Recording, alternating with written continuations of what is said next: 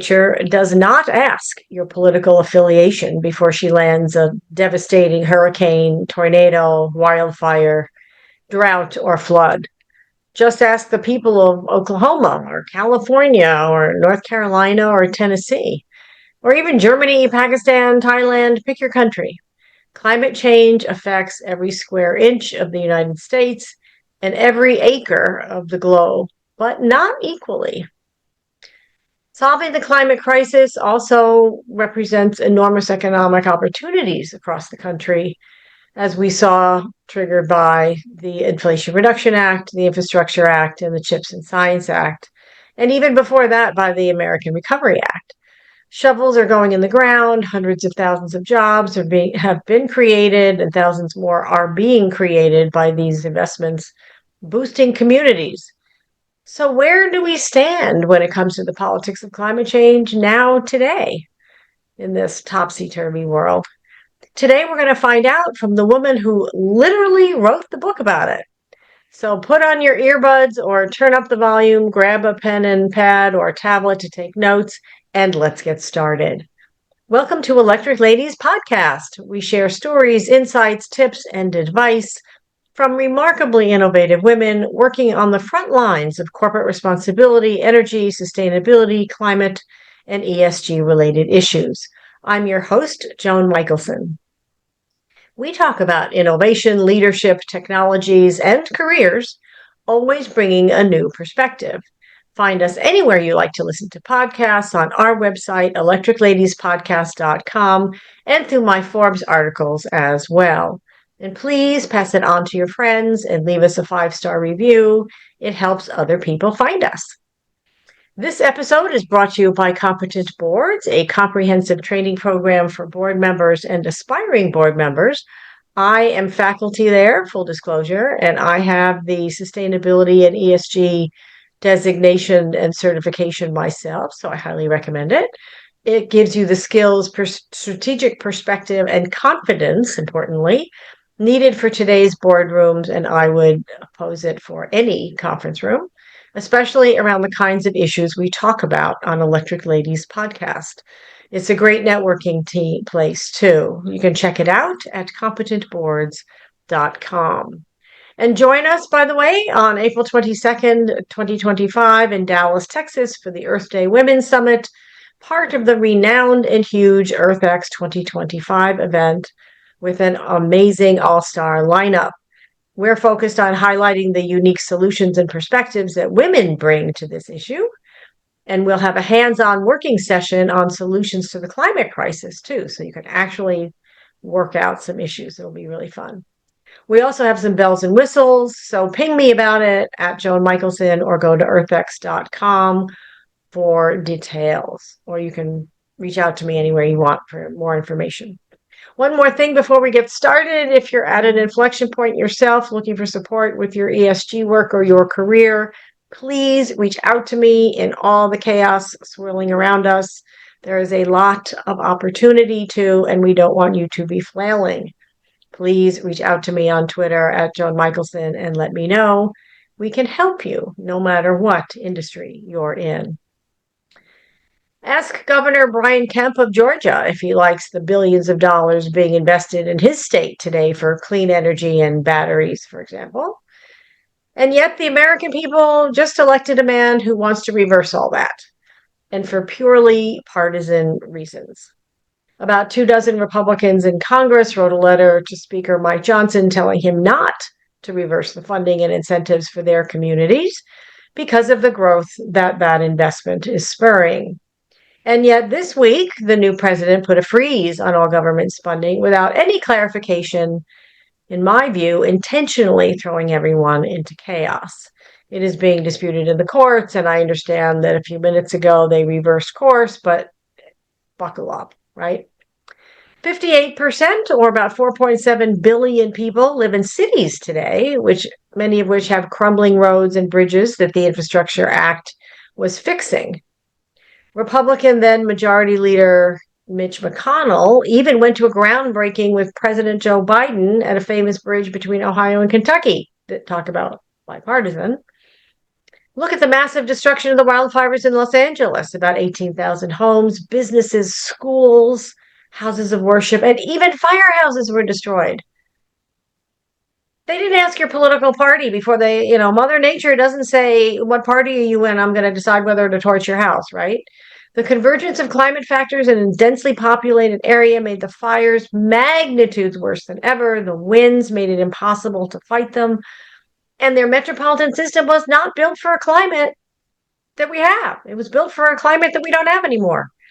Rural communities suffer even more because resources are so far and between, and areas and like some of the areas that were just hit with snow for the first time, they didn't even have snow plows. They do not own snow plows. They had to borrow them.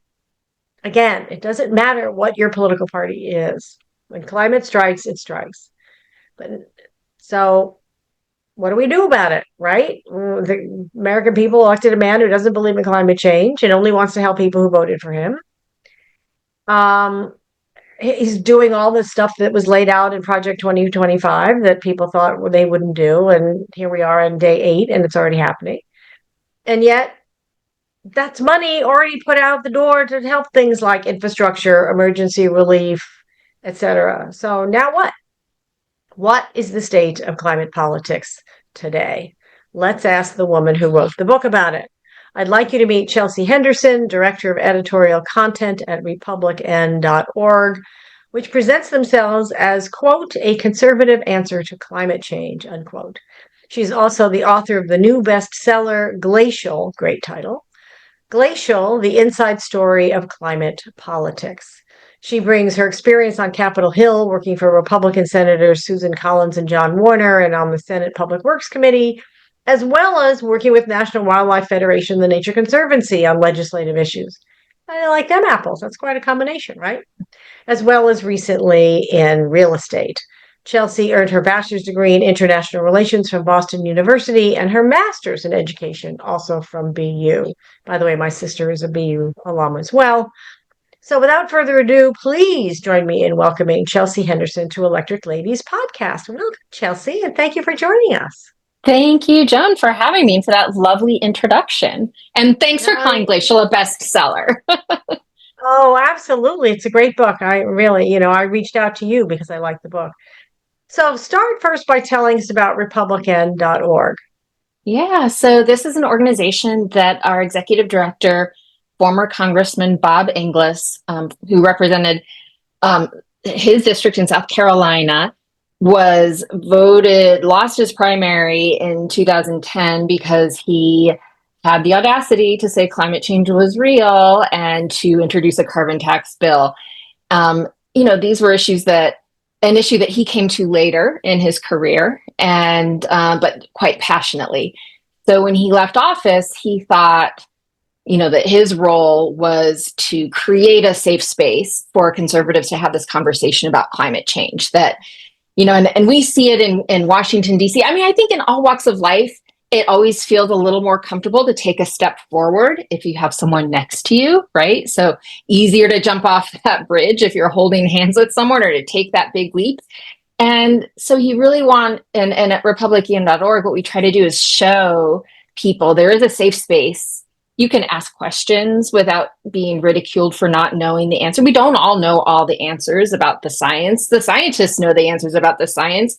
We don't, the policymakers, know all the answers about the policy. But, if you have any questions, there's a safe space to have those questions and to talk about the solutions that you think might be more effective. As our politics have grown a little bit more or a lot more polarized over the last few decades, there hasn't been that room for people to come together in the middle and have a proactive conversation about solutions.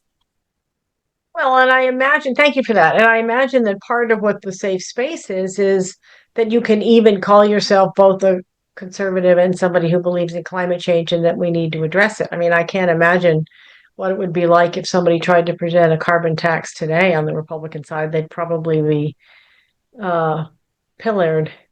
or thrown rocks at or something. Who knows, Well, right? I think neither side is very keen on introducing a bill that has the T word Yes. tax, but I think it'll end up being inevitable at some point in the future as either an offset for another tax credit or as deficit reduction. Our deficit is out of hand, but there are a few lawmakers who firmly believe that, as we do, that carbon pricing is the most efficient and effective way to go, and also a way that can pull other countries in if you have a border adjustment on that carbon tax. But yeah, it takes political courage, and that is something that we are not seeing a lot of these days. So Yeah, to say the least. I was just going to say that most economists agree that putting some kind of a price on carbon is the most efficient, frankly, way to address the issue. But what does a conservative answer to climate change look like? Explain that to us. yeah, I mean, I don't want to speak for all of the groups in the eco right, because there are, when we first started, when Bob first founded Republican, it was one of the only right of center nonprofits that was trying to reach out to this audience. And now that we have many friends in the field, so to speak, and everyone has a different approach. So Clear Path, which is the organization that Jay Faison founded, is definitely looking at different clean energy policies that will reduce carbon emissions.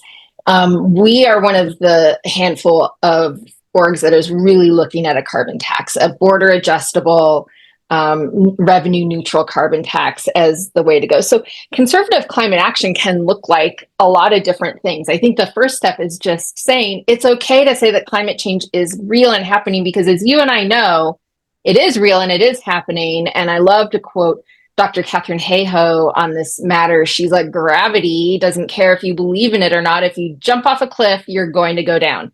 Same with climate change. Whether you believe in it or not, that hurricane might hit your town, as the folks in Asheville, North Carolina, sadly learned in 2024. A town that probably never expected to be ravaged by a hurricane. So, as you aptly noted, Mother Nature does not care what your political affiliation is. This is something that is really happening to us now, and is going to take a concerted effort to bring people together to solve. Yeah, well, and also it's a huge economic opportunity. I mean, it's For not just sure. I mean, any crisis is an opportunity, frankly, but the competitive global competition for these technologies and they improve our quality of life on 800 million levels. They create interesting jobs that pay well. You can't outsource solar panel installation, right? You have to be local. There's so many economic benefits. I mean, I think that's why it's interesting. And I'm sure you know this, but the 80% of the Inflation Reduction Act money and Infrastructure Act money actually ended up going to Republican districts. And it's not Mm-hmm. because they decided to do it that way. It's because those were the areas that needed it the most. And they're the areas that have the Asked potential for for it. clean energy too. If Yeah. you look at the top producing wind states are, Texas and Iowa and Nebraska, maybe Nebraska, and North top Dakota. solar states, right? You have the Southeast, Georgia, Alabama, Tennessee, all kind of vying to be the leading state on EV manufacturing. So yes, there's so much money to be made in looking forward. And I just keep thinking, especially with, we're a few weeks into a new administration, and there have been a lot of executive orders and a lot of attempts to roll back stuff. I keep thinking about what retired Admiral Denny McGinn, who also, I believe, was Secretary of the Navy or had a big job at the Navy after he retired from his service career. He used to travel with my old boss, Senator Warner, on events talking about the nexus between national security, clean energy, climate change. And it was at a hearing or someplace where he was speaking, where he said, China missed the Industrial Revolution. just flat out missed it, right? In the 1800s, we were, getting our factories going and, of course, creating a lot of pollution. And that is the point that the scientists can really see warming beginning, because we had that ramp up of CO2 emission. China was late to the telecom revolution. We kind of owned that too. They intend to own the clean energy revolution, and they're well on their way. And that is because of our political headbutting on clean energy and climate change in this country. We are ceding ground to China. China has become everybody's favorite punching bag, right? Whether you're a Democrat or a Republican, you watch a hearing or you see a speech, both sides are beating up on China. Meanwhile, China's like, okay, I'll make all your solar panels. We'll make all the EV and autonomous vehicles. They see the financial opportunities there. And so it's really, really past time for the US to kind of get out of their corners, right? Politicians need to get out of their corners and come together, because this is really the greatest crisis that we're ever going to face. Well, that's true. And also, China's also doing that with minerals as well, right? And there are some really creative solutions to address these in the US. But, you would think that, especially with the new administration's focus on money, money, money, money, money, money, like I feel like, the song from Cabaret, that they would be willing to see the economic opportunity if they can just. So I think sometimes it's a language problem. And we're going to talk about this at my summit a little bit, because but you're in this nexus of climate and conservative politics and politics in general. And so how do we talk about it with people who are either, a lot of those people that you're talking about were in their corner. They also voted for the bipartisan infrastructure bill, right? Everybody calls it bipartisan infrastructure bill. I just call it the Infrastructure Act. But a lot of them, some of them even voted for I think the infrastructure bill. The Inflation Reduction Act. And then, of course, they also voted for the CHIPS and Science Act, right, which invested a lot in clean energy. Yeah. This is $3 trillion with a T into the U.S. economy. And by the way, it's already generated multiples of private capital investment. I've had Vanessa Chan, the Chief Commercialization Officer of the DOE, on, and I just heard a great speech of Jennifer Granholm. I think they've collected something at least like 2 to 3 times what they've invested so far already, even in economic growth in those communities. And so I would think that the economic argument would be selling. But what do you think? You're in the thick of this.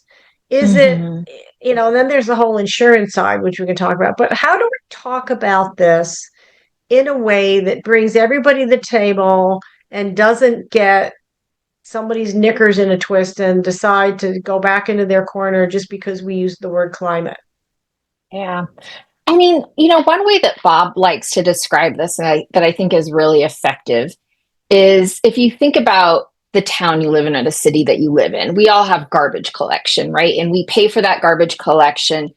Some people have to pay for it privately if you're more rural, but it happens to be part of my town's tax structure. So embedded in my taxes is, the public works department that comes and collects the trash from my curb. When you are emitting carbon dioxide into the atmosphere, you are polluting the sky. And right now you're doing it for free. So people that combust, and I'm thinking, the factories, the refiners, et cetera, they're polluting for free. We don't get to pollute for free in your home, right? You have to dispose of things safely. You put your trash on the curb, you're paying for that. And right now we are allowing these big industries to emit for free. So it's a lost opportunity to put a price on that and recoup some of that. And especially, if you think about the costs of inaction, right? I like to think a lot about the cost of inaction. So we have, as you referenced, these wildfires in LA. We had some big hurricanes last year.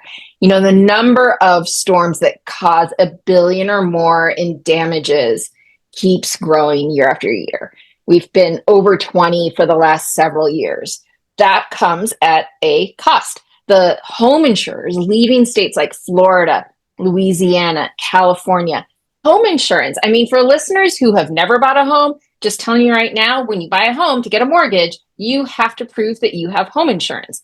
if there's no home insurance industry to give you a policy, or if that policy is, half of the price of your mortgage, suddenly that a house is not nearly as affordable as it might have once been. And no bank is going to give you a mortgage without home insurance, because banks are conservative. And conservative in the sense that they're cautious, right? So they're not going to make an investment that is risky. And so they're not going to lend you money on something that is going to be at risk. The home insurance companies know that climate change is real. The oil and gas industry knows climate change is real. I think, with President Trump, I don't necessarily understand where it comes from. He is the first president or even GOP nominee who rejected the idea of climate change. If you go back to, Nixon was briefed on climate change. Gerald Ford, was climate change a driving issue for him? No, but he was the president who presided over the first mandatory fuel economy standards. He did it as a response to the oil embargo. And, we're going to stick it to OPEC by requiring our cars to get more gallons per mile, so we don't have to buy as many of those gallons. But the impact of the emissions that were pulled out of the atmosphere from those fuel economy standards, we're still reaping that today. Reagan did the Montreal Protocol, which took CFCs, another greenhouse gas, out of the atmosphere, phasing out CFCs with industry support. George H.W. Bush wanted to be the greenhouse effect president. He was the guy that was going to solve it. And his son, while rolling back on his campaign promise, did promise on the campaign to cap CO2. John McCain, probably the greatest Republican advocate for climate change in history. And Mitt Romney, who ran against Obama in 2012, presided over the signing of the first statewide global warming bill and when he was governor of Massachusetts. So up through until we hit 2016, either the candidate or the president on the GOP side supported some sort of climate or climate adjacent action. So this is a real aberration. We're going backwards. We're not going forwards with this new administration. I understand that, but what do we mean? It is where we are, right? And insurance is a big issue, which we can spend a whole week talking about. Yeah. But there are strengths to the bills that they're rejecting, right? Let me ask it this way. What are the metrics that the conservative community will respond to when talking about climate? Because, you can talk about the emissions of those companies emitting into the air and free of charge. But the new administration is very pro fossil fuels, and they're like, fine, so what? Who cares? Yeah. We do a lot of things for free. Yeah. I mean, they'll come up with some gobbledygook, supercalifragilistic answer, right? So they don't really care about that. But what are the metrics that will resonate with the conservative community to get them on board? And what are the words? I mean, is it, if we can't talk about, I usually use the words the climate crisis rather than climate change, because nobody can deny when you have the wildfires and the hurricanes and the tornadoes that we have a crisis, right? And the climate has a crisis. So, but what works in that community? Because a lot of times these people talk privately and they're all gung-ho for, I got to do something. I know I have to do something, but I can't talk about it publicly. Well, what's going to get them to talk about it publicly? Yeah. I don't think there's a one-size-fits-all answer to that. I think there is, in the right of center community, there is definitely a strong cohort that is very comfortable talking about clean energy. And these are the folks that are like, we're going to make money off of this, right? They see the investment opportunities, the innovation opportunities. They don't care if we're doing it for climate change or for some other reason, right? They're just focused on clean energy as an economic development tool or for economic opportunity. You have people who tell us stories about, I used to ice fish with my grandfather, and we can no longer ice fish on our favorite lake that our family cabin is on because it doesn't get cold enough in the winter. And that was my aha moment, right? We hear like personal anecdotes of these aha moments, and a lot of them do have to do with family traditions or hobbies that people have. Are you a skier? Suddenly your favorite place that you like, look at a state like Utah that has been severe droughts, and the ski industry, I think, has been flailing there. And then the opposite. On my own podcast, the Eco Right Speaks, we had a guest a few years ago who talked about the potential impacts of climate change on horse racing, because it's so hot. If you think of Kentucky, right, a state that where the Derby is held and where there is a lot of horse racing, they're outside and it's hot, and they've gotten to the point where sometimes it's too hot for the horses to be out. It's not safe. So imagine not being able to have the Kentucky Derby because the weather was too warm. So when things like that happen, that can be an eye-opener. Having a hurricane blow through your community can certainly open your eyes. And we've had people come to us and say that they maybe not that they weren't believing that climate change was real, but they were disengaged, right, until this moment that it happened.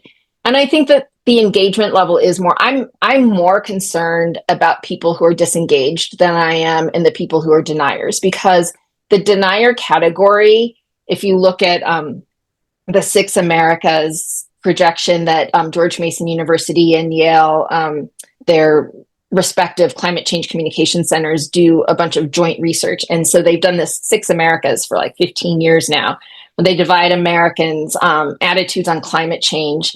And it's, concerned. I'm not going to remember them all now under pressure. Sorry, Ed Maybach. But deniers is like the smallest category now. They're single digits. But that disengaged, the people in the center who know what's happening, but they're just, for some reason or another, maybe because it seems too big. And that is where I think sometimes words matter. I know that there are conservatives that recoil against the word crisis. I agree, we are in a crisis situation, but sometimes when people think something's too big or too urgent, they almost feel too helpless for an individual action. So how do we get the disengaged to engage? And, not to continue to cite Katharine Hayhoe, but, she has a great book where she talks about this and how the words matter and how we approach people matters. And people have to be approached with credible messengers. I'm not going to be a credible messenger for everyone. Bob's not going to be a credible messenger for everyone. Trump is certainly not a credible messenger. Well, I mean, he is for a big, chunk of the electorate that voted for him.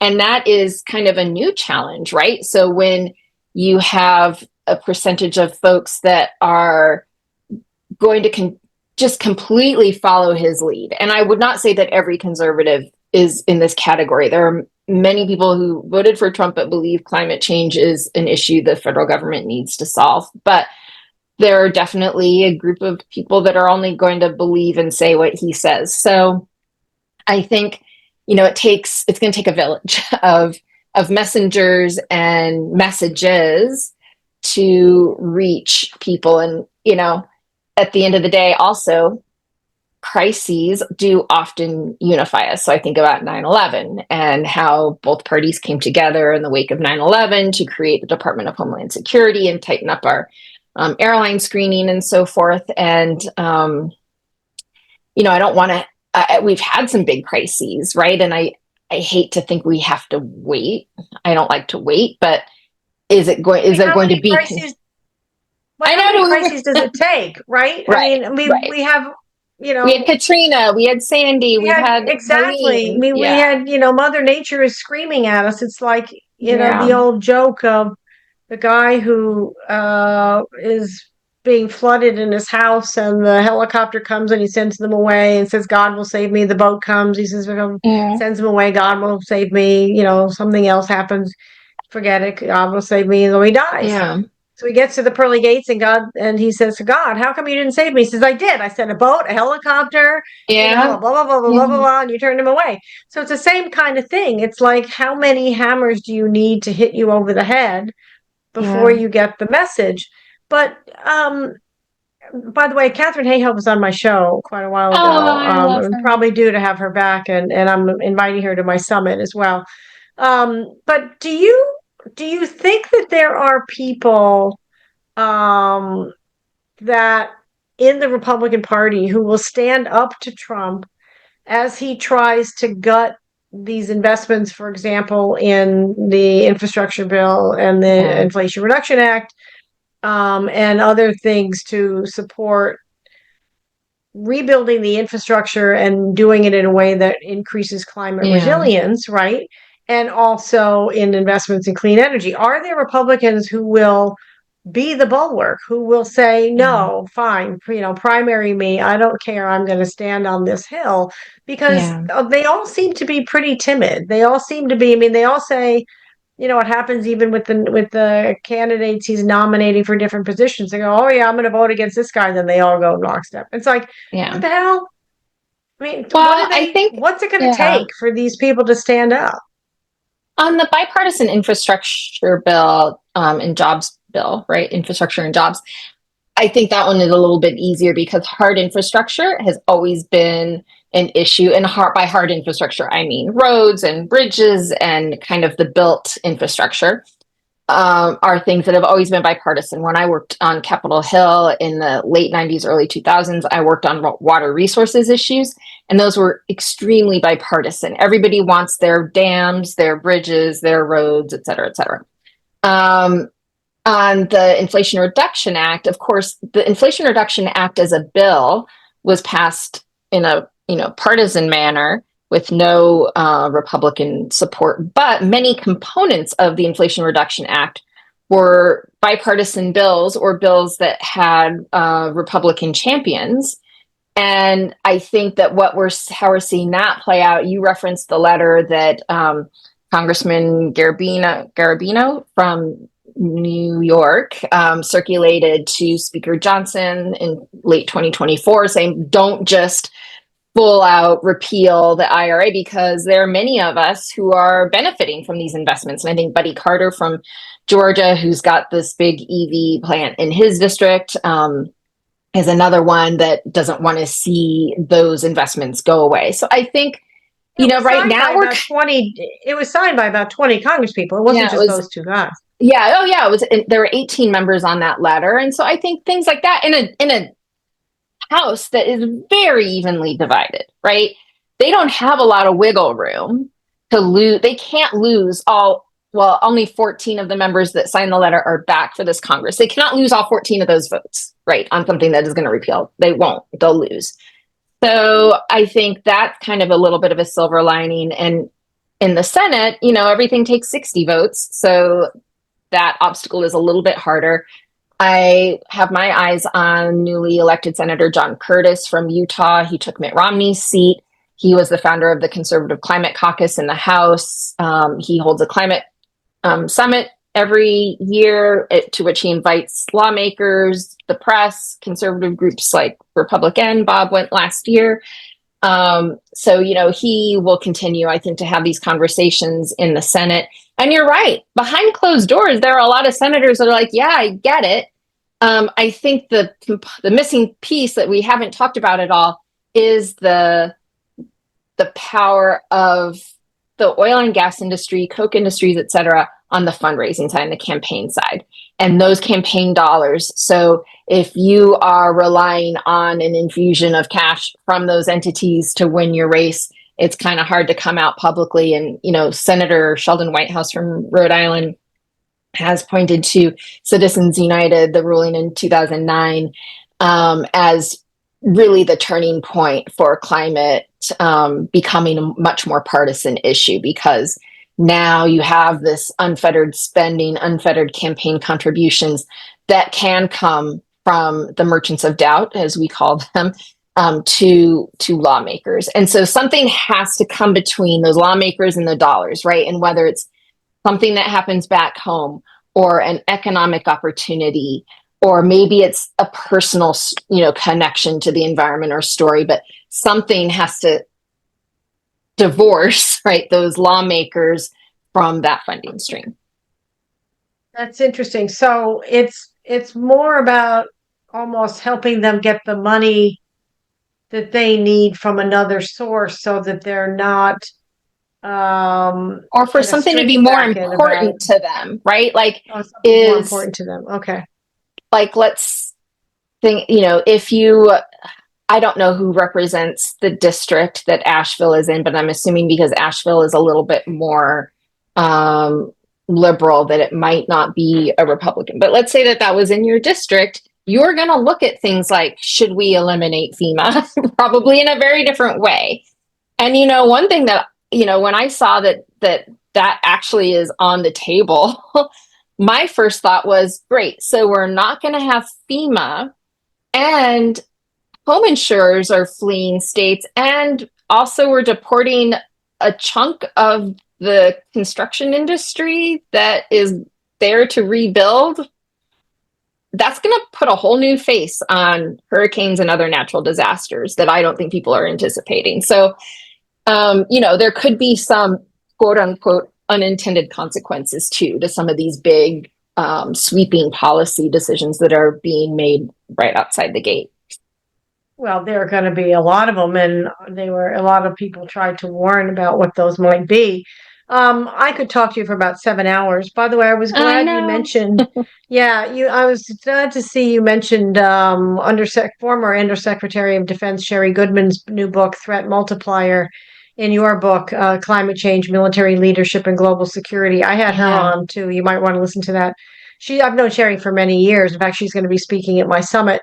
But that's a whole nother side of it, right? Is military assets allocation. I mean, they've had to revamp the budget to accommodate sending troops for disaster relief all over the world, much more than they ever did. They have to account for political unrest as a result of things like water scarcity and sea level rise and moving. I mean, it's just the impact is enormous. So 2 quick questions, and then I'd like to get some career advice from you for mid-career women, as I do in every episode. But if you were counseling Republicans on the Hill today on how to deal with Trump when it comes to climate-related issues, what would you say? That is a tough question. I mean, I think at the end of the day, like, let's say I was working for John Warner, rest in peace. I would say you have to do what's right for your state, right? You have to do what, right now, it definitely feels to me like a lot of lawmakers have just sort of gotten in line behind him, and we're not seeing a lot of outrage. I mean, there have been like some good questions, I guess, of some of these nominees for cabinet positions and hearings, but they're not translating into no votes. So if it was about climate change, I would say you have to do what's best for your state, first and foremost, because those are the people that elected to put you in office. And I would like to see more lawmakers make decisions that aren't looking forward to the next election. And am I going to get elected? The sort of courageous leadership that Bob had in 2010. He had to have known at the time that it was going to be a tough sell to his conservative district to be the new face of climate change and to introduce a carbon tax. As much as that carbon tax would have benefited those constituents, people don't see it that way. They hear the words tax and they think you're going to come and tax the amount of gas that comes out of my stovetop. So I think I'd be like, you have to go, like, who can argue with that? If, the president calls you up and says, hey, why aren't you with me on that? I can't. My state won't support that. And the people that I have been elected to represent don't want that. And I would like to see more people stand up to the president in that way. Yeah, no, we all would for sure. And by the way, it was funny. Carlos Curvello and a couple other people during the 2024 election last fall did these kind of presentations on there is life after elected office. People like it's not either be in office or die. There are a lot of things you can do when you leave elected office. So on the other side, what can the public and the business community do today to keep the federal government investing in these climate resilience initiatives and clean energy? I mean, you spent a lot of time in advocacy and legislative affairs. So where does that pressure come from? I mean, obviously, we have what I call the screaming meanies who were just loud and consistent and disruptive 24/7, it seems like, but they don't seem to have any other life besides just disruption. But what can sort of the normal public and the normal business community do to help keep us on or get Yeah. us, I would say keep us because, Biden did a lot, right? Hmm.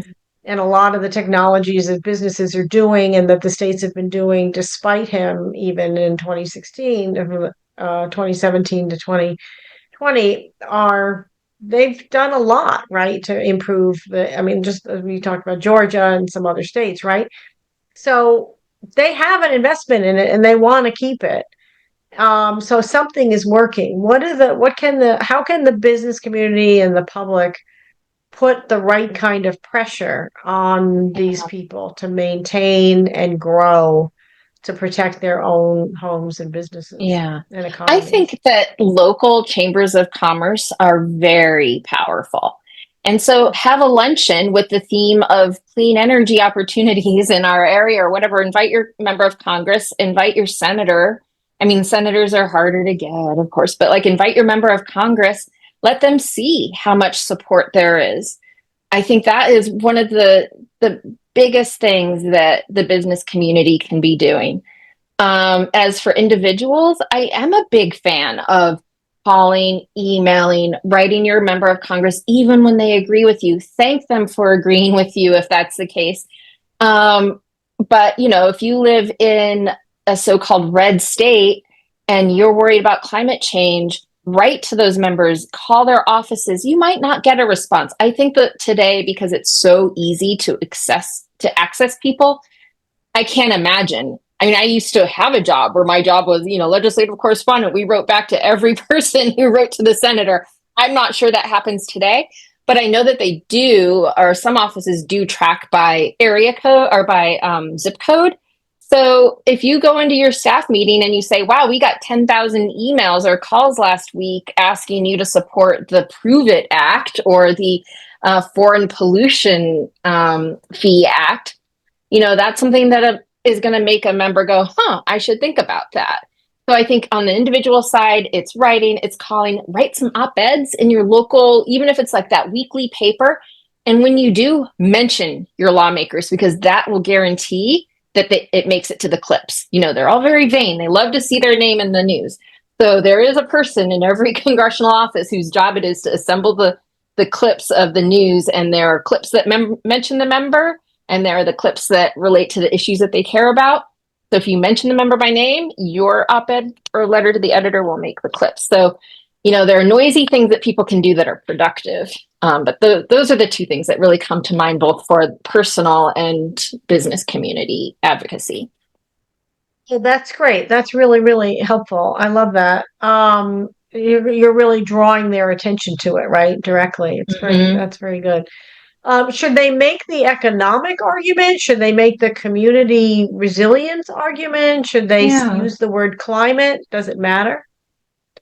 I mean, I think again, it can be tailored to the person who is being targeted, right? So if the person is already comfortable with the words climate, then sure. If you're trying to like edge somebody into the club, you might want to start with economic development or resilience. Maybe you are not that far from Asheville, but you were spared and you want to not be the next Asheville. Maybe you use that resilience piece as your entry point with the members. So I think it really is following Catherine Hayhoe's advice of like trying to find out what these people are very, like, most lawmakers are pretty transparent on what they're engaged in and involved in. You can go on their website and you can see their press releases and their floor statements and what they're interested in. So figure out what the angle is and then kind of back map to what you think is going to resonate with them based on what that they're currently focused on. Perfect. That's great. That's really helpful. So before I let you go, I like to get career advice for mid-career women. And so Yeah. think about women who have maybe 10, 15 years of experience. They have an education. They know what they're good at. They want to excel and they want to make money and they Mm-hmm. want to make a difference, right? And they Mm-hmm. don't feel like it should be a trade-off. So, Yeah. what advice would you give to them? You've had such an interesting career already and going strong. Yeah. So, what would you suggest I to them? mean, I really think playing into your interests and strengths, like it has become a little bit cliche to say, do what you love, right? and all the pieces will fall into place, because it isn't that easy. It is really hard. And I have reinvented my career a couple of times. I've been a Hill staffer. I've worked in the NGO community. I went back to the Hill. I was a lobbyist. I decided that that wasn't really for me. And I took my business and kind of hung my own shingle, as they say. And then through that process, met Bob, and I wrote the book. I mean, I just kind of like in my personal life, I like try to not say no to things.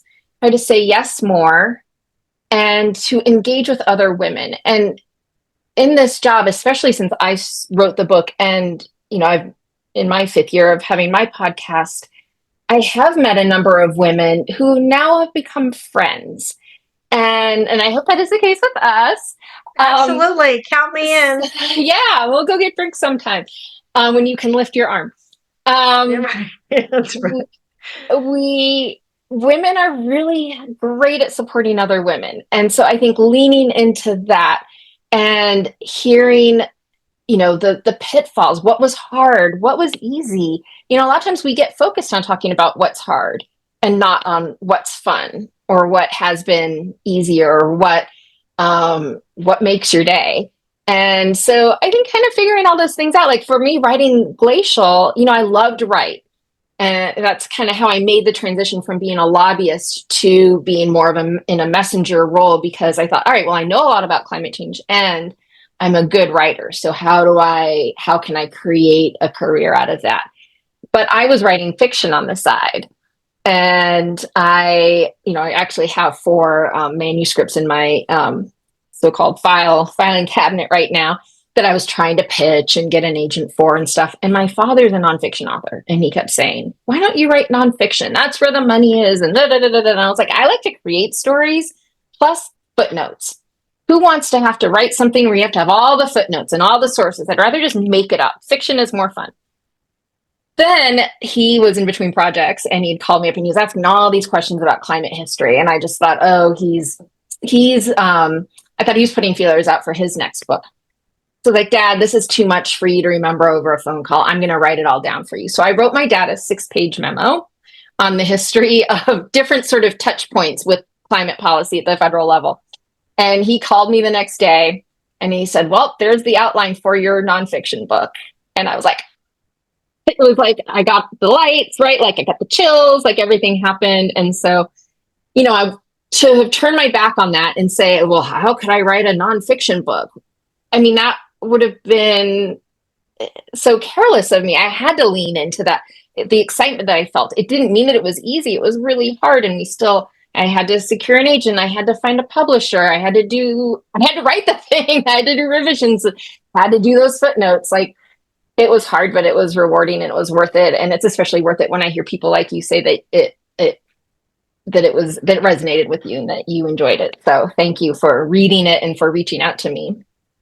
Oh, absolutely. And it's a lesson in sometimes the hardest things are also the most rewarding, right? I'm writing a book also, which we can talk about. And like you, I'm a writer, etc. So the writing part is not the hard part for me, right? It's the time part, especially right now. But what I'm hearing you say in your advice, I love that, play to your strengths. It's like also, and one of my other guests said this too. It's like we forget how much we know. Mm-hmm. Right? Just don't dismiss what you know as like, well, yeah, I know that, but right? Or because I can do it, everybody can do it. No. Yeah. I mean, it took me years to realize that my communication skills were unique, because I figured if I can do it, everybody can do it. It's just, it's totally second nature to me, right? And people were like, no. Plus, don't let imposter syndrome cripple you, right? Like, well, it's not to me. It's not really even imposter syndrome. It's not understanding that what you do well is unique. That the things that you take for granted that you do well, you should not take for granted. That those are your strengths, that those are leverageable, etc. And also the other thing that I took out of what you just said is go with, like, follow the tide, right? When there's a tide going and you're noticing that I forget how much I know about a lot of this stuff too, right? And then I'll be talking to somebody, they'll ask me something, and I'll go, "Oh yeah, I guess I do know a lot about this." So Yeah. we forget that we even know a lot of stuff, right? Our Yeah. resumes do not. So Linda Lake said to me once, who's a good friend for many years, she said in my interview with her that women don't realize that their resumes do not represent all of what they know, Yeah. right? Because how And could that, they? There, yeah. 2, maybe 3 pages of bullet points. But to what you were just saying, that's funny because when Glacial first came out and I had a book event, and I had a couple of book events, but one of the book events, my best friend was there. And after, she was like, "How do you know so much?" Because, I mean, I was just sitting on the stage and talking. I wasn't reading from notes, and we had Q&A from the audience. We had a moderator, obviously. And I thought, I don't know, I just know it. And so that was like what you were just saying. We forget how much we know. And to me, it's not that impressive because it's just a matter of I've absorbed a lot over my many years of working in this industry. But to my friend who is in a very different industry, she was just blown away that I could sit on a stage and remember the names and the dates and what happened. But that's, I'm sure if the tables were turned, she would do the same for her industry, right? So, Absolutely, yeah.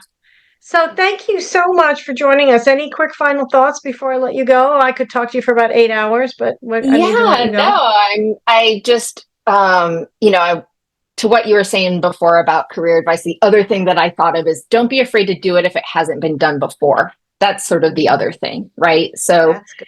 and in the writing of the book, there was no other book like that.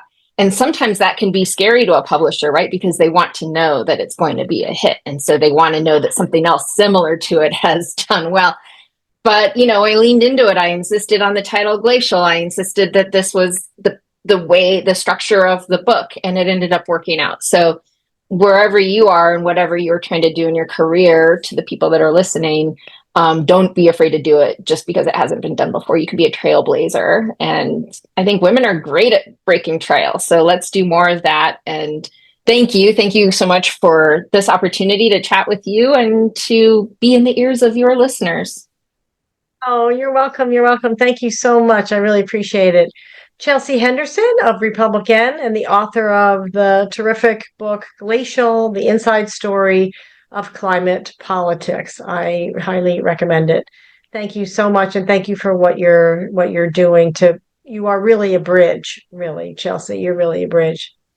Thank So, you. what steps are you taking to take and keep our community safe from climate disasters? What do you think senators and congresspeople should do in the face of a climate denying president? Post it to us on Twitter and threads at Joan Michelson. Send us any questions there as well. And you may win a complimentary 30-minute coaching session with me. I've met some wonderful people this way. It's really been fun. And please subscribe to our mailing list to stay abreast of our amazing guests like Chelsea, our articles and career advice, and our events like the upcoming Earth Day Women's Summit. And you can subscribe on our website, electricladiespodcast.com. Thank you so much for joining us. I'm Joan Michelson. See you next time.